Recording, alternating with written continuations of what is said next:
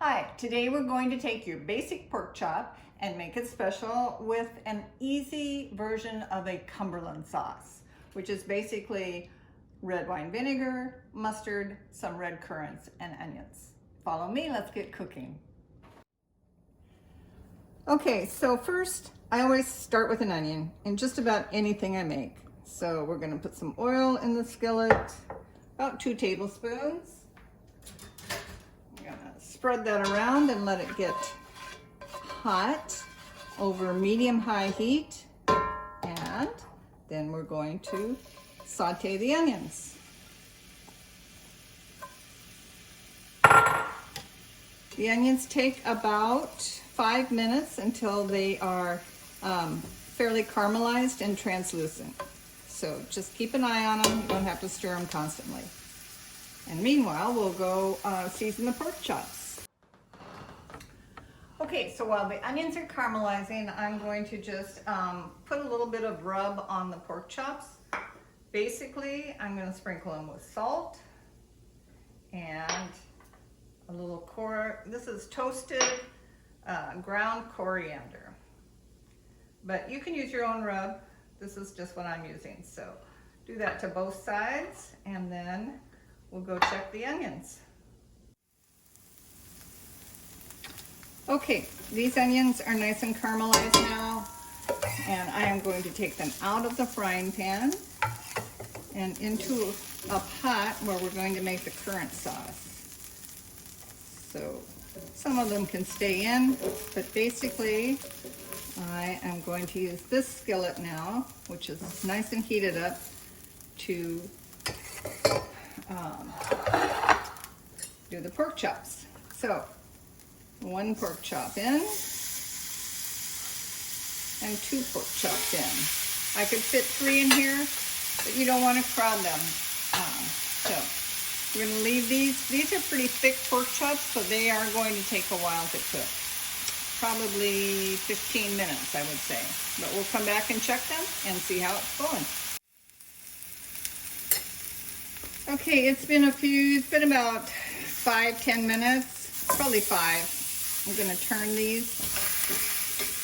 May have to add a little bit more oil if they're sticking.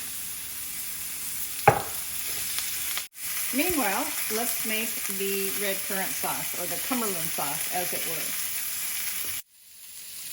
Okay, so here are the onions that we sauteed up earlier, and now we are going to add some red currant jelly.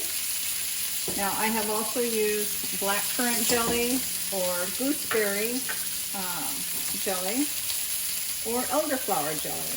So you want some tart, tangy jelly. Okay? And then I'm putting in some thyme, some garlic, and some red wine vinegar. Now, I'm going to stir that all up, a little bit warm, just to melt the jelly and make it into a sauce. And it looks like I'm going to need a little bit more jelly. Okay, I'm going to put in another tablespoon of jelly. Last time I made it, it was a little too sweet, so we're trying to make it a little more tangy this time. So I've got 3 tablespoons of jelly in there now, and if I have to add any more for the sauce, I'll add some water.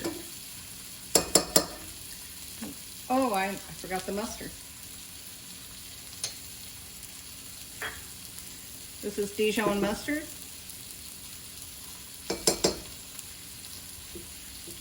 And that's a very important part.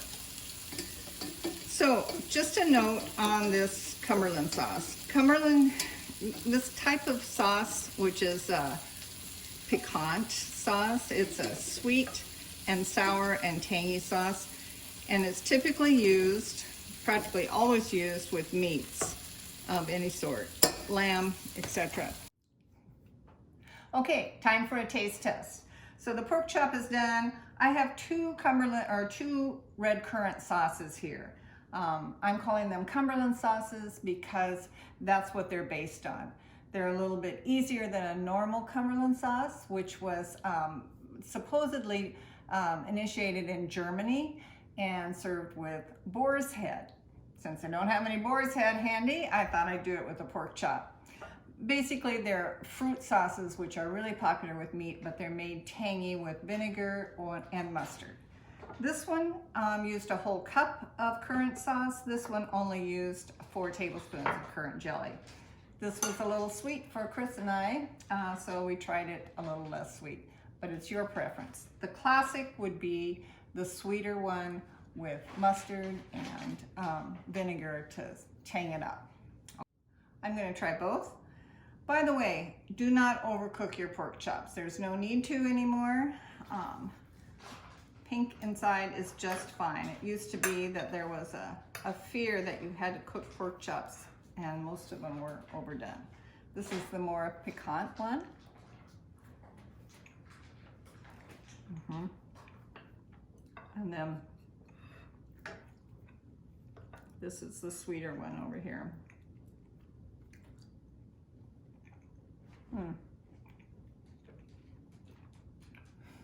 What can I say? They're both good. Cheers.